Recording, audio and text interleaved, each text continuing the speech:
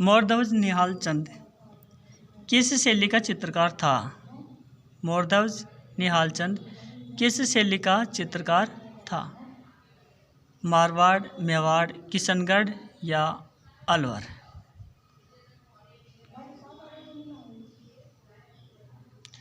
दोस्तों उत्तर आएगा किशनगढ़ शैली। और मोरध्वज निहाल चंद ने क्या कौन सा चित्र बनाया था? बानी ठंडी का चित्र बनाया था, ये भी याद रख लेना। अगला क्वेश्चन देखिए, साहिब राम नामक चित्रकार किस शैली से हैं? जयपुर से, नाथद्वारा शैली से, कोटा शैली से या बूंदी शैली से?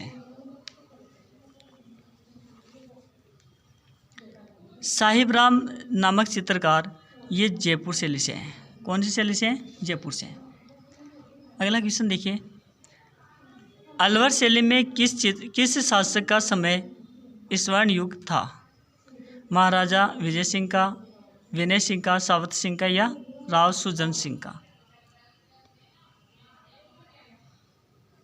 अलवर शैली में था महाराजा विनय सिंह का। अगला क्वेश्चन देखिए, राजस्थान में अंग्रेजी शासन से प्रथम संधि कब हुई? राजस्थान में अंग्रेजी शासन से प्रथम संधि कब हुई थी?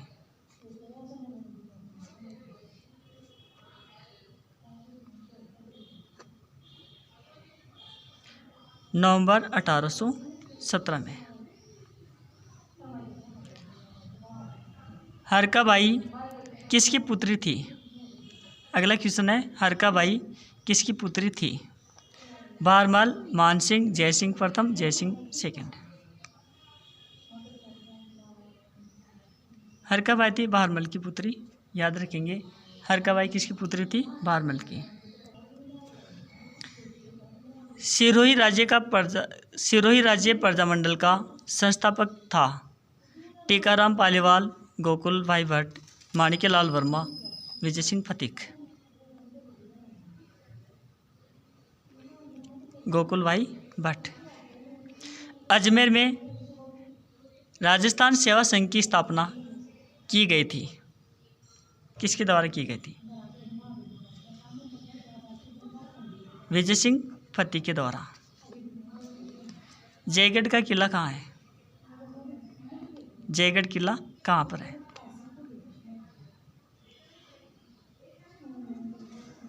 जयगढ़ का किला है जयपुर में। कहाँ पर है? जयपुर में। जोध सिंह की छतरी कहाँ स्थित है? बारडोली, आहड़, बदनौर या मंडोर? जोध सिंह की छतरी कहाँ पर है? बदनौर में। नेक्स्ट क्वेश्चन, वाला नृत्य लोकप्रिय हैं बेलोका, ग्रासियो में या शहरिया या मेना? इसका उत्तर आ जाएगा ग्रासिया। क्या आएगा? ग्रासिया। वाला नृत्य किससे संबंधित है? ग्रासिया जनजाति से संबंधित है। जोध सिंह की छतरी कहाँ है? बदनौर में। वाला नृत्य लोकप्रिय है ग्रासिया जनजाति में। राजस्थान ऊर्जा विकास अभिकरण की स्थापना की गई?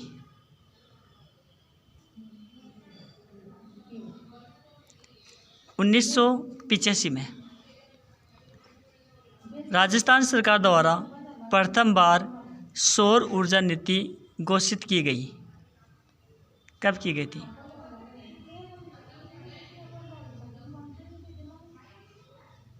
दो 2011 में। राज्य की कार्यपालिक संबंधी शक्तियाँ राज्यपाल में होगी, किस अनुच्छेद के अनुसार?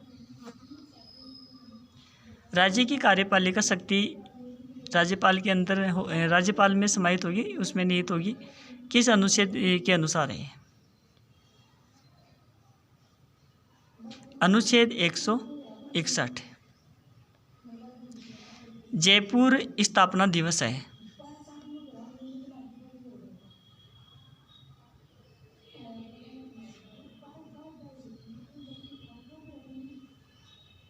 18 नवंबर 1727।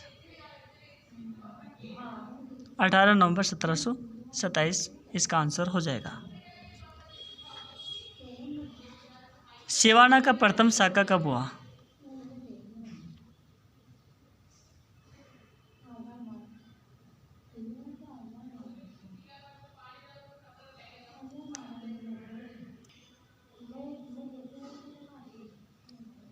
तेरह सौ एक में, 1303 में, या 1307 में, या 1308 में? बताइए सिवाना का प्रथम शाखा कब हुआ था? इसका उत्तर आपको कमेंट बॉक्स में लिखना है।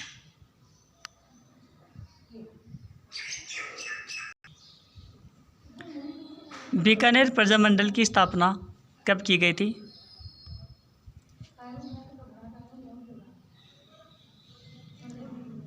आंसर आएगा 1936 में।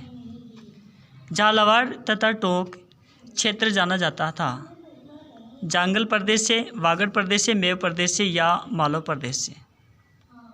तो झालावाड़ और टोंक ये कहलाता है मालव प्रदेश। मत्स्य संघ की राजधानी थी अलवर। मारवाड़ का प्रताप किसको कहा जाता है? मालदेव, महाराणा प्रताप, राव चंद्रसेन, या बप्पा? आंसर आएगा राव चंद्रसेन। मारवाड़ का प्रताप किसको कहा जाता है? राव चंद्रसेन को। खानवा का युद्ध कब हुआ?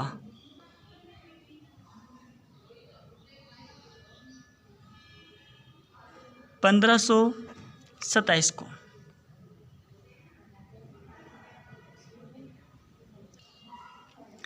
अक्षय तृतीया का त्यौहार किस माह में मनाया जाता है? श्रावण, वैशाख, ज्येष्ठ, या आषाढ़? दोस्तों अक्षय तृतीया का जो त्यौहार है ना, जिसको आका तीज भी कहते हैं, ये वैशाख के महीने में आती है। और वैशाख में इसके अलावा एक तो नरसिंह जयंती और एक बुद्ध जयंती, 2 त्यौहार और मनाए जाते हैं। इसके बाद में आता है श्रावण। श्रावण में एक तो नागपंचमी, हरियाली अमावस्या और छोटी तीज, रक्षाबंधन, ये 4 त्यौहार श्रावण मास में आते हैं। नागपंचमी, हरियाली अमावस्या, छोटी तीज और रक्षाबंधन। इसके बाद में आता है ज्येष्ठ का महीना, है ना। इसमें क्रम से नहीं है, ये जो ऑप्शन दे रखे हैं उसी के अकॉर्डिंगली है। तो ज्येष्ठ में एक तो सोमवती अमावस्या, गंगा दशहरा, निर्जला एकादशी और वट सावित्री। सोमवती अमावस्या ज्येष्ठ के महीने में, गंगा दशहरा ज्येष्ठ के महीने में, और निर्जला एकादशी ये भी ज्येष्ठ के महीने में, और वट सावित्री व्रत भी ज्येष्ठ के महीने में आता है। फिर है आषाढ़। आषाढ़ में एक तो रथ यात्रा, देवसेनी एकादशी और गुरु पूर्णिमा, ये इंपॉर्टेंट है। व्यास पूर्णिमा जिसको कहा जाता है, तो ये आषाढ़ के महीने में आती है। एक तो गुरु पूर्णिमा, देवसेनी अमावस्या और एक रथ यात्रा।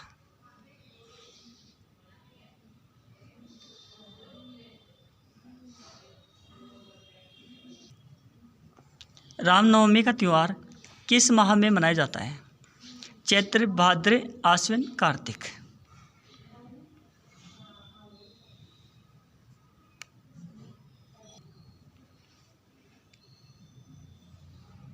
दोस्तों रामनवमी का त्यौहार आता है चैत्र के महीने में। अब चैत्र में कौन कौन से त्यौहार आते हैं?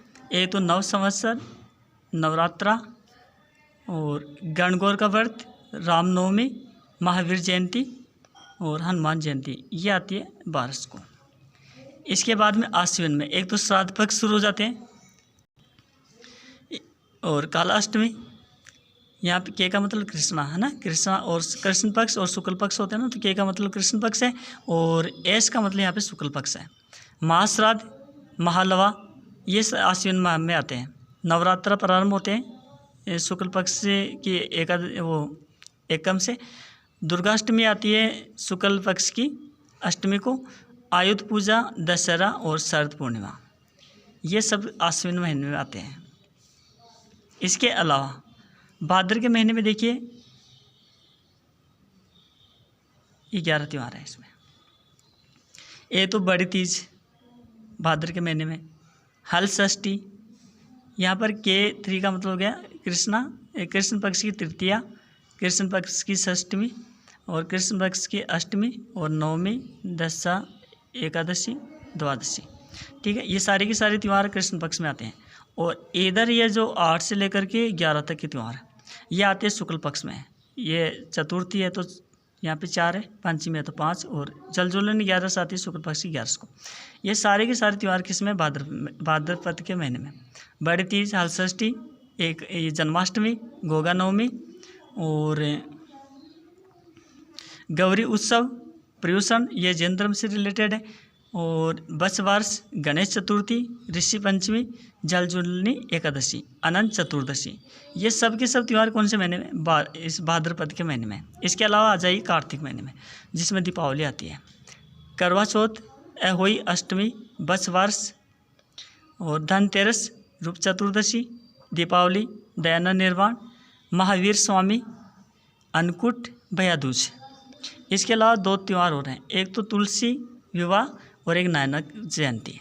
नानक जी की जो जयंती है ना, वो भी इसी महीने में आती है, कार्तिक के महीने में।